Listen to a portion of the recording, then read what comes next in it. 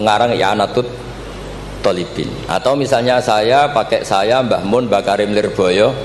Mbah Karim ini sama Syekhona Khalil atau sama Mbah Hashim. Setelah itu Mbah Mahfud ya sama Dugi Sayyid Abi Bakar Sato. Karena Syekhona Khalil di beberapa manaqibnya itu pernah ngaji langsung sama Sayyid Zaini Dahlan, gurunya Sayyid Abi Bakar apa? Sato. Tapi ketika masih sebagai thalibul ilmi pernah ngaji juga di Sidogiri, pernah ngaji di mbah-mbah istrinya Gus Aziz ini di Kiai Nur atau di Kiai Soleh di Langitan. Jadi kesanatan guru kita ini sama. Di antara aturannya adalah tadi, konstitusi ilmu itu harus dijaga. Karena kalau nggak dijaga itu umat akan ngira itu aturan baku dan itu bahaya.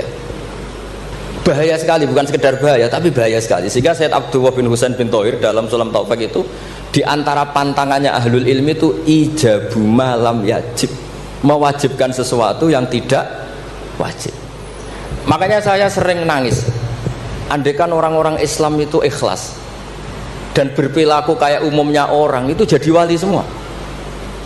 Karena yang qobliyah terus ya baik, yang ba'diyah terus baik, yang tahajud witir ya baik. Tapi bayangkan misalnya ada orang mau masuk Islam, kebetulan sing didelok orang seperti itu rasido Islam kira-kira. Duha 8 rakaat. Salat duha itu paling afdal kan 8. Duhur qobliyahnya 4, ba'diyahnya 4. Asar qobliyah, ba'diyahnya goblok kalau asar. Bukan dipuji karena salah. Maghrib sholat awabin sampai isya. Isya itu witir itu sebetulnya 11 rakaat ditambah ba'diyah isya berarti 13 rakaat. Iku kira-kira sing apik Islam ora sida mergo wegah salate. Tapi baru kayak wong Islam sing ra saleh-saleh, salate pas pendak maktubah. Wah ketok Islam kok gampang. Ijek rokokan bareng komat pateni melok salat. Bar salam balik nang rokoke dirokok. Ya sudah gitu sampai mati gitu. Kok penak ternyata Islam itu tidak berat. Itu juga ada sanadnya. Ada seorang Arabi tanya, "Ya Rasulullah, Islam itu apa?" Khamsu shalawatin. Terus dia tanya, "Hal alayya ghairuha ya Rasulullah?" Qala la illa anta tawwa. Gak isiku tok pas. Sampai 5 rukun Islam dijawab. Setiap ada ulama yang mengatakan witir itu wajib. Ada juga ulama yang mengatakan witir itu wajib.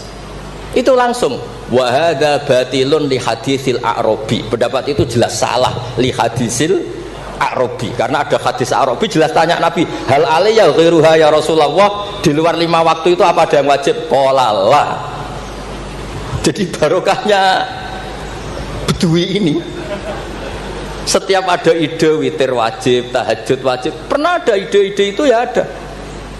Itu langsung wahada batilun di hadisil Arab. Ketika era Imam Malik beliau mengarang Muwatta, ini sebagai bentuk penghormatan saya sama Mbah Hamid, karena kalau beliau terkenal wali itu tidak usah saya terkenalkan, saya akan mengikuti Mbah Mus tadi sisi belatapa beliau seorang alim alama, seorang ahli balaghah. Nanti saya baca, saya juga bawa manaqibnya beliau.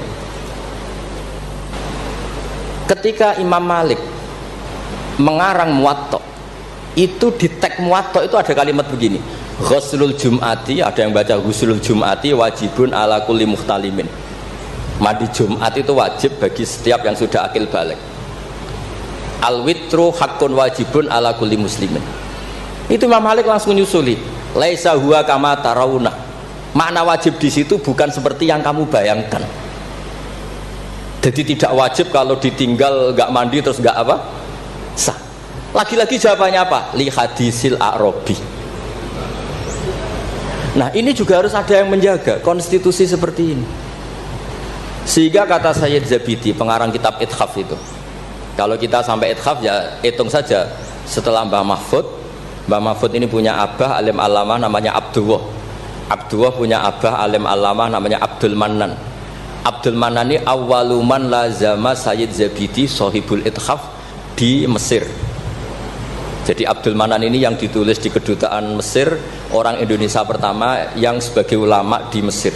Beliau ngaji mulazamah sama sahibu Syarhil Ikhya. Gini beliau mulazamah kalian sengarang Ithafus Sadat Al-Muttaqin, namanya Sayyid Murtado Az-Zabidi.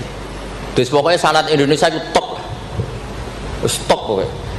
Jadi kalau Mbah Hamid ya tinggal gitu saja, Mbah Hamid, Mbah Dimyati, Mbah Mahfud, Mbah Abdullah, Mbah Abdul Manan, terus ke Syarihul Ikhya Sayyid Murtado siapa? Az-Zabidi. Itu kata Sayyid Murtado Az-Zabidi ketika muji tadi, muji ilmu. Saya ulang lagi apa? Muji apa? Ilmu. Konstitusi ini harus dijaga. Apapun tidak cocoknya kita.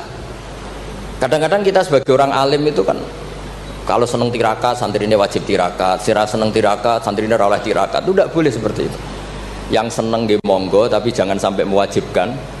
Yang nggak seneng yo tirakat ben sekali-kali ngelawan nafsunya gitu. Wong kok menuruti. Kula niku masih ngeten nggih sering tirakat, tapi sampean ora perlu tak kandhani. Kula ya kepengin ikhlas ora riya dadi.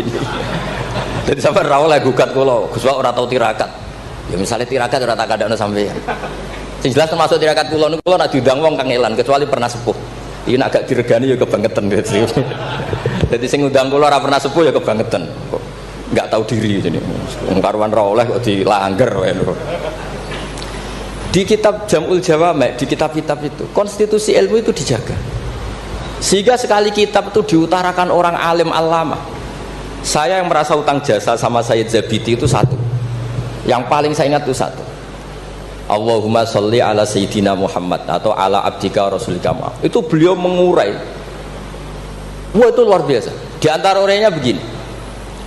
Nabi Muhammad SAW itu melakukan apa saja, termasuk yang paling basyariah, itu adalah luar biasa. Asal jangan bayangkan Nabi itu macam-macam kok sampean terus rokokan, tidak ada akan. Andikan Nabi misalnya dahar gedang goreng di depan umum, Nabi itu kalau dahar di depan umum itu luar biasa. Kenapa luar biasa?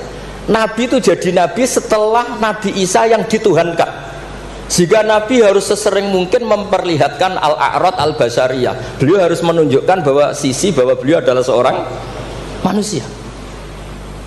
Sehingga Nabi dahar itu dengan sampean poso setahun iku mulya Nabi dahar. Karena sekaligus pembatalan rububiyatun Nabi atau iddia rububiyatin Nabi. Dengan seperti ini Nabi sama juga memaklumatkan saya ini manusia. Buktinya saya dahar. Kayak apa kalau dibaca secara ilmu? Karena Nabi jadi Nabi setelah Nabi siapa? Isa. Maka kata Sayyid Az-Zabidi, agama ini agama terbaik. Dan umat Rasulullah SAW tidak akan mengalami apa yang dialami umatnya Nabi Isa. Caranya gimana? Dengan memperbanyak baca sholawat. Jadi cara Sayyid Zabidi, sholawat itu satu konstitusi ilmu. Allahumma, Allah pemberi, ala Muhammad atau ala Sayyidina Muhammad yang diberi.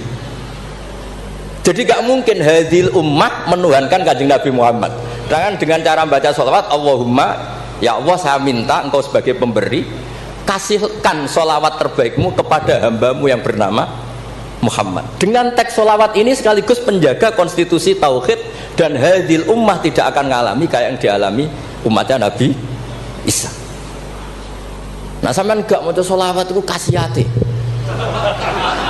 Nak diwaca sakmene nyaur utang, nak sakmene untuk bojo ayu, nak sakmene iso wayo, wis ngono kelakuane. Itu saya tidak tertarik. Wong kok ora tau ngregani ilmu menurut saya.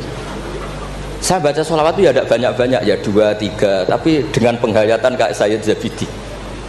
Ya akhirnya ya rapati terus keramat kok sampean, tapi secara konstitusi ilmu lebih diridhoni Allah mbek Rasul. Aku yakin. Karena tadi Nabi itu jadi Nabi setelah tragedi Isa dituhankan.